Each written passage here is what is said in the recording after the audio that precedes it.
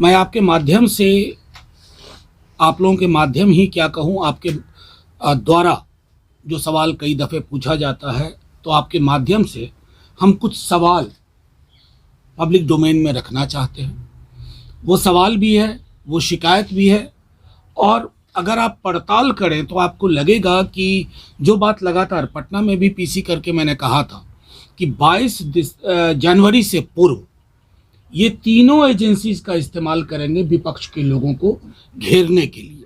22 जनवरी के बाद ये दूसरे पहलू पे जाएंगे, लेकिन 22 जनवरी तक तो मैं आज मोटा मोटी, आप सब ने देखा होगा कि लैंड फॉर जॉब में चार्जशीट दाखिल की गई।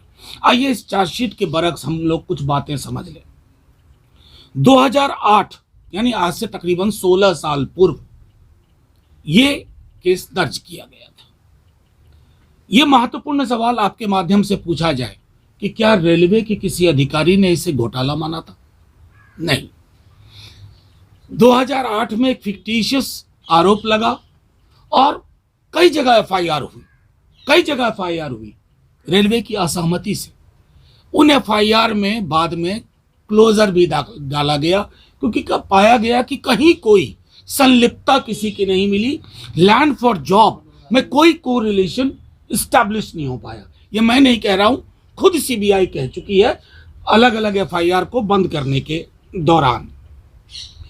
फिर केस 2021 में खोला जाता है, जिसमें पंख लगाए जाते हैं 2022 से, यानी कि तीव्रता और त्वरित गति बढ़ती है।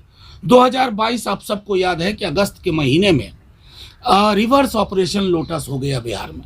ये ऑपरेशन लोटस हर जगह करते थे, तो थोड़ा बिहार ने इनको रिवर्स ऑपरेशन लोटस बता दिया।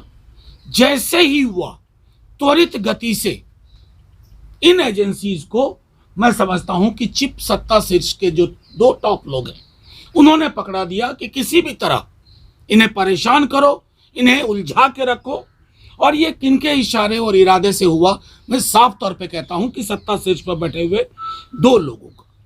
अब आज जब अगर आप चार्जशीट आज की देखें, घर की तमाम उन महिलाओं, बेटियों के नाम जिनका मंत्रालय के कार्य प्रणाली, कार्य संचालन से कोई लेना देना नहीं।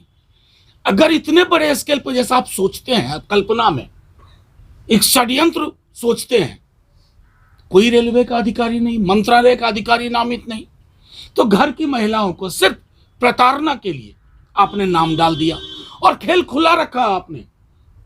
मैं आज आपके माध्यम से कहता हूं कि ये सप्लीमेंट्री चार्जशीट दाखिल करेंगे, ये उन लोगों का नाम डालेंगे जिनके नाम अब तक नहीं है।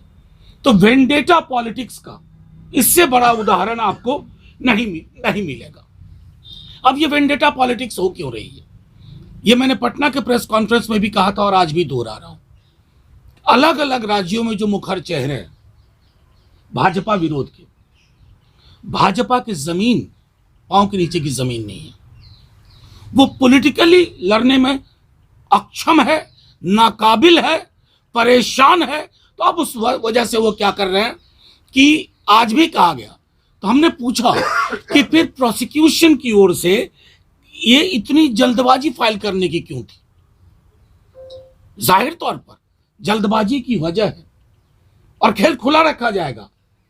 समन पे समन भेजा जाएगा, समन पे समन। वो समन नहीं है, वो जो दो ऊपर बैठे सनम है ना, उनकी ओर से इशारा है इन एजेंसीज को। और मैं बार बार कहता हूं और आज फिर दोहरा रहा हूं आपके माध्यम से, कोई पॉलिटिकल पार्टी, कोई रेजीम अमृत पी के नहीं आया है। हम उन अधिकारियों से भी कहना चाहते हैं